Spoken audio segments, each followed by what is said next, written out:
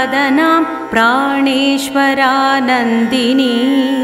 पूर्णां पूर्णतरां परेशमहिषीं पूर्णामृतास्वादिनी सम्पूर्णां परमोत्तमामृतकलां विद्यावतीं भारतीं श्रीचक्रप्रियबिन्दुतर्पणपरां श्रीराजराजेश्वरीम्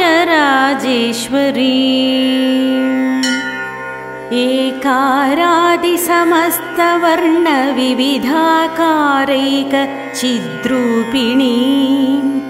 चैतन्यात्मकचक्रराजनिलयां चन्द्रान्तसञ्चारिणीं भावाभावविभाविनीं भवपरां सद्भक्तिचिन्तामणीं श्रीचक्रप्रियबिन्दुतर्पणपरां श्रीराजराजेश्वरीम् इहाधिक्परयोगिवृन्दविनुतां स्वानन्दभूतां परां पश्यन्तीं तनुमध्यमां विलसिनीं श्रीवैखरीरूपिणीम्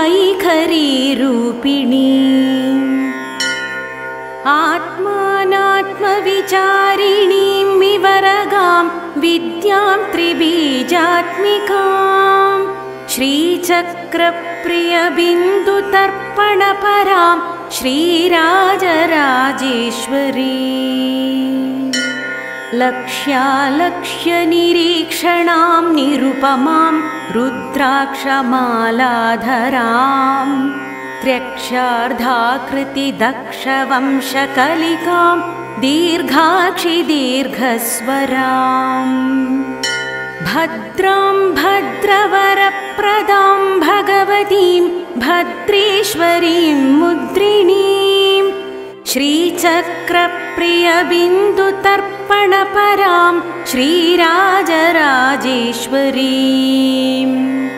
ह्रीं बीजागतनादबिन्दुभरितां ओङ्कारनादात्मिकां ब्रह्मानन्दघनोदरीं गुणवतीं ज्ञानेश्वरीं ज्ञानदाम् इच्छाज्ञाकृतिनीं महीं गतवतीं गन्धर्वसंसेवितां श्रीचक्रप्रियबिन्दुतर्पणपरां श्रीराजराजेश्वरीम् हर्षोन्मत्तसुवर्णपात्रभरितां पीनोन्नताघूर्णितां हुङ्कारप्रियशब्दजालनिरतां सारस्वतोल्लासिनीं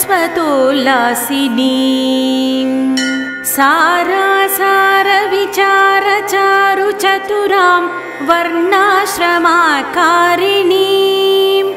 श्रीचक्रप्रियबिन्दुतर्पणपरां श्रीराजराजेश्वरीम्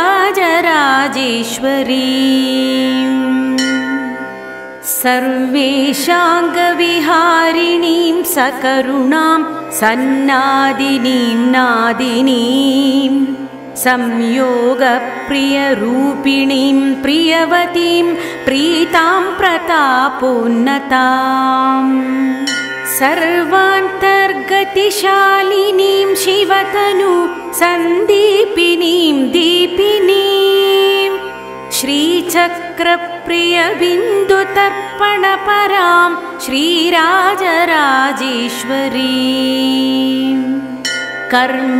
कर्मविवर्जितां कुलवतीं कर्मप्रदां कौलिनीं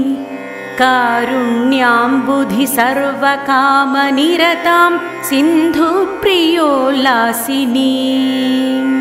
पञ्चब्रह्मसनातनासनगतां गेयां सुयोगान्वितां श्रीचक्रप्रियबिन्दुतर्पणपरां श्रीराजराजेश्वरीम् हस्त्युत्कुम्भनिभस्तनद्वितयतः पीनोन्नतादानतां हाराद्याभरणां सुरेन्द्रविनुतां शृङ्गारपीठालयाम् योन्याकारकयोनिमुद्रितकरां नित्यां नवार्णात्मिकां श्रीचक्रप्रियबिन्दुतर्पणपरां श्रीराजराजेश्वरीम्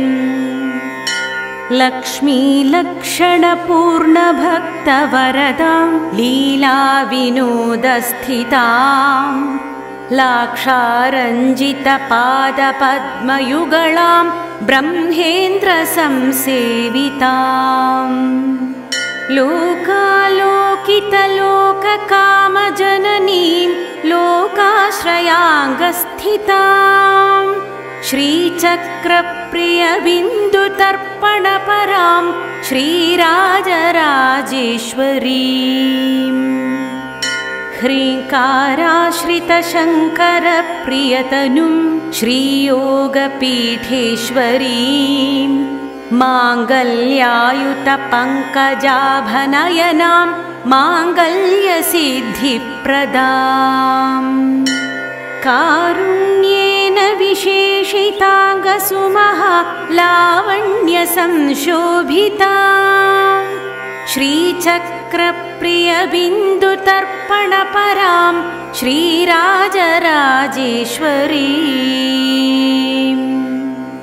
सर्वज्ञानकलावतीं सकरुणां सर्वेश्वरीं सर्वगां सत्यां सर्वमयीं सहस्रदलजां सत्त्वार्णवोपस्थिताम् सङ्गासङ्गविवर्जितां सुखकरीं बालार्ककोटिप्रभां श्रीचक्रप्रियबिन्दुतर्पणपरां श्रीराजराजेश्वरीम्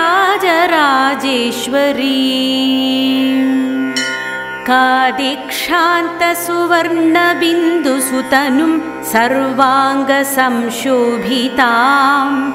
नानावर्णविचित्रचित्रचरितां चातुर्यचिन्तामणिम्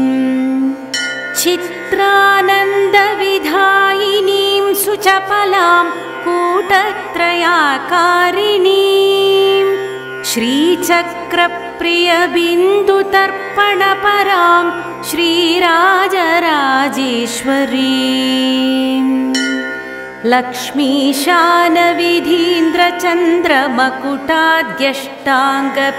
लक्ष्मीशानविधीन्द्रचन्द्रमकुटाद्यष्टाङ्गपीठाश्रितां सूर्येन्द्वग्निमयैकपीठनिलयां त्रिस्थां त्रिकोणेश्वरीम्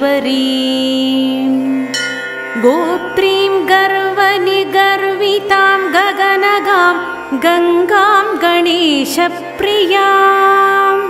श्रीचक्रप्रियबिन्दुतर्पणपरां श्रीराजराजेश्वरीम् ह्रीं कूटत्रयरूपिणीं समयिनीं संसारिणीं हंसिनीं वामाचारपरायणीं सुकुलजां बीजावतीं मुद्रिणीं कामाक्षीं करुणार्द्रचित्तसहितां श्रीं श्रीत्रिमूर्त्यम्बिकां श्रीचक्रप्रियबिन्दुतर्पणपरां श्रीराजराजेश्वरीम् या विद्या शिवकेशवादिजननी या वै जगन्मोहिनी या ब्रह्मादिपिपीलिकान्तजगदानन्दैकसन्दायिनी या पञ्चप्रणवद्विरेफनलिनीं या चित्कलामालिनी सा पायात्परदेवता भगवती श्रीराजराजेश्वरी सा पायात्परदेवता भगवती श्रीराजराजेश्वरी श्रीराजराजेश्वरी श्रीराजराजेश्वरी।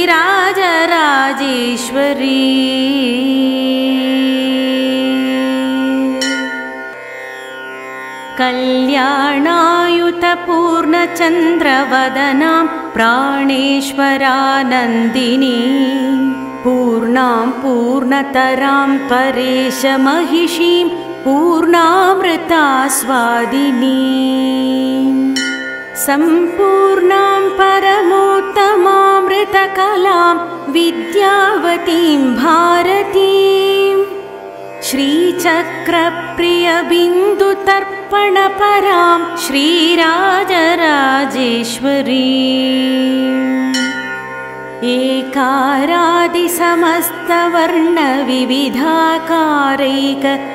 एकारादिसमस्तवर्णविविधाकारैकचिद्रूपिणीं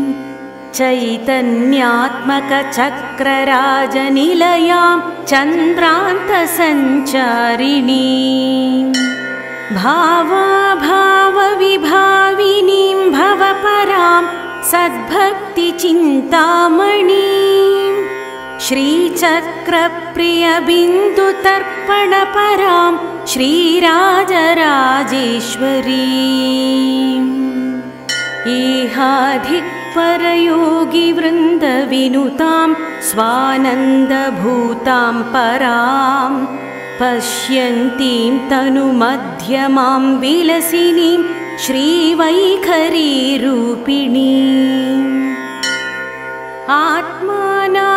आत्मानात्मविचारिणीं विवरगां विद्यां त्रिबीजात्मिकां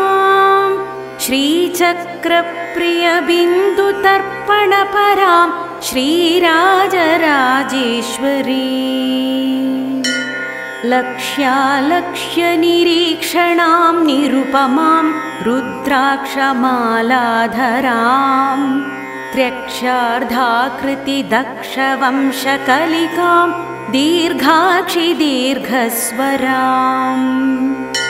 भद्रां भद्रवरप्रदां भगवतीं भद्रेश्वरीं मुद्रिणीं श्रीचक्रप्रियबिन्दुतर्पणपरां श्रीराजराजेश्वरीम् ह्रीं बीजागतनादबिन्दुभरिताम् ओङ्कारनादात्मिकां ब्रह्मानन्दघनोदरीं गुणवतीं ज्ञानेश्वरीं ज्ञानदाम् इच्छाज्ञाकृतिनीं महीं गतवतीं गन्धर्वसंसेवितां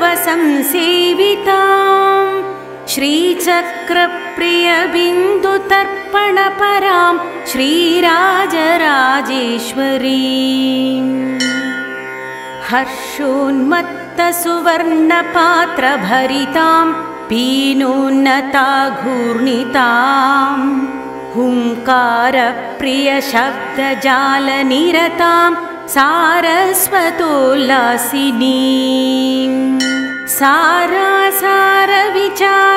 सारासारविचारचारुचतुरां वर्णाश्रमाकारिणीं श्रीचक्रप्रियबिन्दुतर्पणपरां श्रीराजराजेश्वरीम् सर्वेशाङ्गविहारिणीं सकरुणां सन्नादिनीं नादिनीं संयोगप्रियरूपिणीं प्रियवतीं प्रीतां प्रतापोन्नतां सर्वान्तर्गतिशालिनीं शिवतनु सन्दीपिनीं दीपिनीं श्रीचक्रप्रियबिन्दुतर्पणपरां श्रीराजराजेश्वरीम् कर्मविवर्जितां कुलवतीं कर्मप्रदां कौलिनीं कारुण्याम्बुधि सर्वकामनिरतां सिन्धुप्रियोल्लासिनीं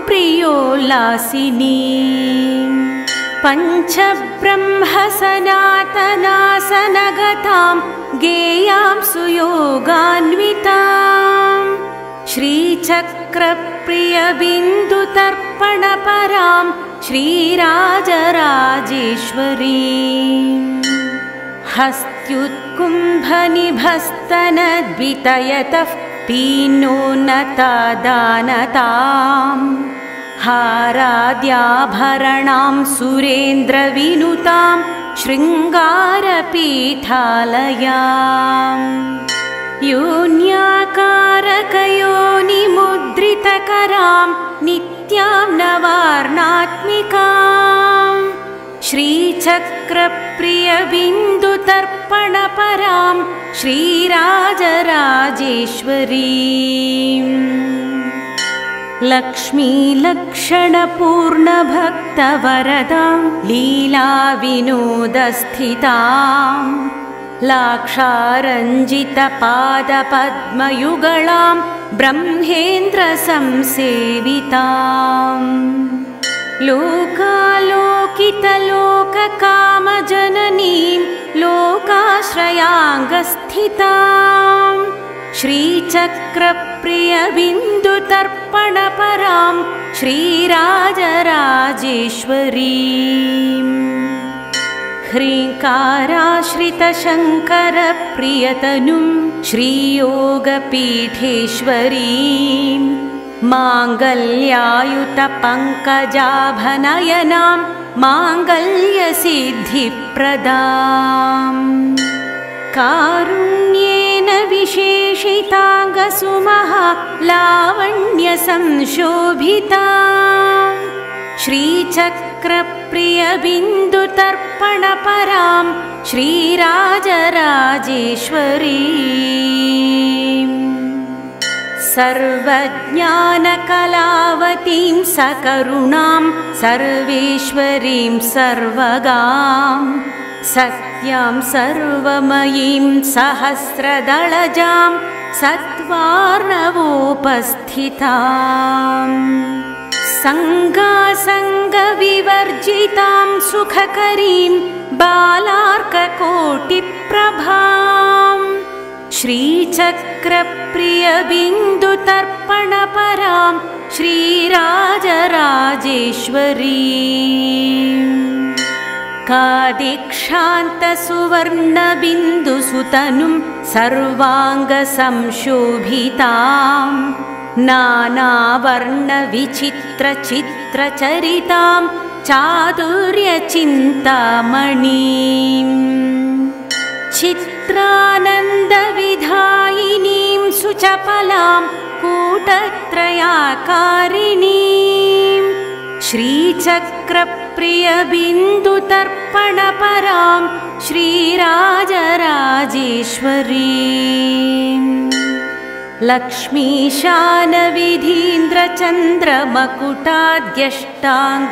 लक्ष्मीशानविधीन्द्रचन्द्रमकुटाद्यष्टाङ्गपीठाश्रितां सूर्येन्द्वग्निमयैकपीठनिलयां त्रिस्थां त्रिकोणेश्वरीं गोत्रीं गर्वनिगर्वितां गगनगां गङ्गां गणेशप्रियां श्रीचक्रप्रियबिन्दुतर्पणपरां श्रीराजराजेश्वरीम् ह्रीं कूटत्रयरूपिणीं समयिनीं संसारिणीं हंसिनीं वामाचारपरायणीं सुकुलजां बीजावतीं मुद्रिणीं कामाक्षीं करुणार्द्रचित्तसहितां